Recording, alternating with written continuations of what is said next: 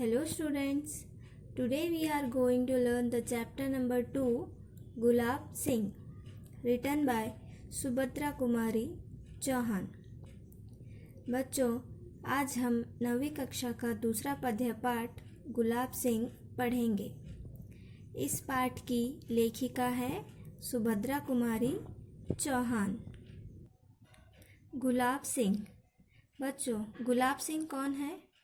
गुलाब सिंह एक देशभक्त था, एक लड़का जिसके दिल में बहुत ही देश प्रेम भरा हुआ था। आशय।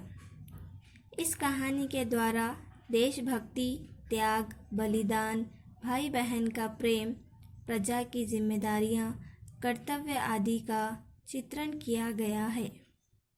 इस पाठ में झंडा स्वतंत्रता के संकेत के रूप में दिखाया गया है। इस कहानी के द्वारा देशभक्ति, त्याग, बलिदान, भाई बहन का प्रेम, प्रजा की जिम्मेदारियां।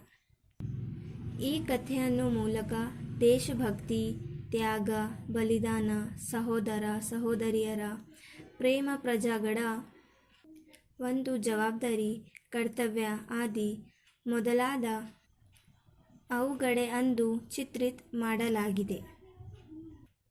इस पाठ में झंडा स्वतंत्रता के संकेत के रूप में दिखाया गया है।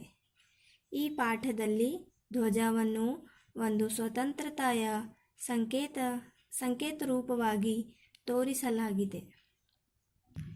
इस पाठ में झंडा स्वतंत्रता के संकेत के रूप में दिखाया गया है। दिन और तारीख की ज़रूरत नहीं, जब हम अमर अंत की कहानी कहने वाले हैं तब एक दिन और एक तारीख को पकड़कर क्यों चले। उसके घर में पिता थे, माँ थी और एक गुड़िया सी बहन थी। गुलाब सिंह सारे घर का दुलारा था। बच्चों, गुलाब सिंह एक देशभक्त था, एक लड़का जिसके दिल में बहुत ही देश प्रेम भरा हुआ था। देखिए, गुलाब सिंह के घर में कौन कौन था। उसके घर में पिता थे, माँ थी और एक गुड़िया सी बहन थी। गुलाब सिंह सारे घर का दुलारा था। दुलारा था यानी लाडला था, उस घर का लाडला था। एक दिन की बात है, वो बीमार पड़ा। माँ ने उसका खाना बिल्कुल बंद कर दिया था, पर उसका बार बार कुछ खाने को मांगना छोटी बहन से ना सहा गया। वो चुपके से गुड़ और चने चुरा लाई और खिला दिए अपने भैया को।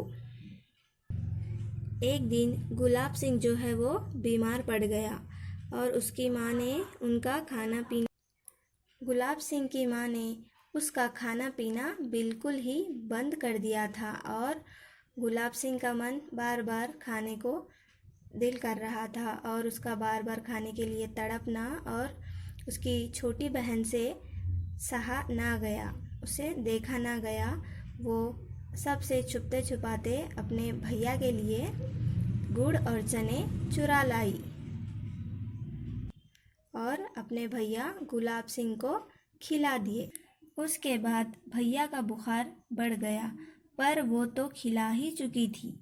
अपने भाई के संतोष के लिए वो माँ बाप का गुस्सा भी सहने को तैयार थी, पर भाई ने गुड़ चने की बात किसी को ना बताई। धीरे धीरे रोग उतर गया, पर भाई के मन पर बहन के प्रेम की छाप पड़ गई। गुड़ और चने खाने के बाद गुलाब सिंह का बुखार और बढ़ गया था, पर वो तो खिला ही चुकी थी। अपने भाई के संतोष के लिए, अपनी भाई के खुशी के लिए वो अपने माँ बाप का गुस्सा भी सहने को तैयार थी, पर गुलाब सिंह ने गुड़ चने की बात अपने माता पिता से छुपाई। फिर धीरे धीरे वो ठीक होने लगा, पर भाई के मन पर बहन के प्रेम की छाप पड़ गई। ऐसी एक नहीं, अनेक बातें बहन की, माँ की, पिता की उसके मन पर छपी थीं।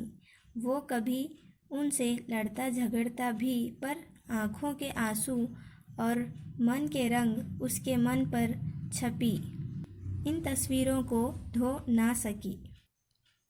एक दिन ऐसी हवा बही कि मुरझाए हुए दिलों में नई जान आ गई। ये हवा उमंगों की हवा थी। बड़ा भारी जुलूस निकलना था, पर बादशाह का हुक्म था कि जुलूस ना निकले। शहर में आतंक छा गया। बड़ा भारी जुलूस निकलना था। जुलूस यानी वो जो कन्नड़ में कहते हैं ना, यात्रा, हाँ वही। पर बादशाह का हुक्म था कि जुलूस ना निकले। शहर में आतंक छा गया। लोग परेशान हो गए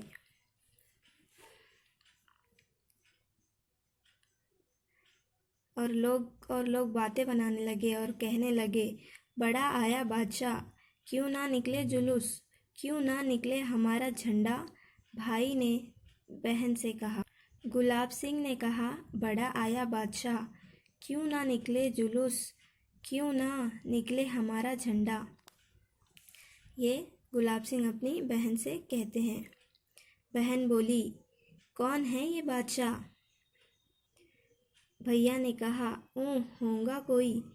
बहन ने पूछा, क्यों ना निकले जुलूस, क्यों ना निकले झंडा। भाई कट्ठ स्वर में बोला, हमारा देश बादशाह का गुलाम जो है।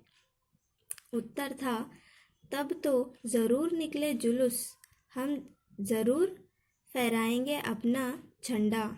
देखते हैं कौन रोकता है हमें।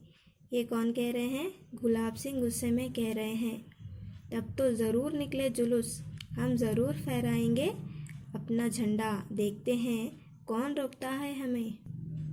फिर झंडे की तैयारी होने लगी। गुलाब सिंह और उनकी बहन ने झंडे की तैयारी करना शुरू कर दिए। बहन ने अपनी पुरानी ओढ़नी फाड़ कर झंडा बना लिया। लाल हरा रंग भी चढ़ गया। भाई ने उसे अपने खेलने के डंडे से बांध लिया। झंडा तैयार था।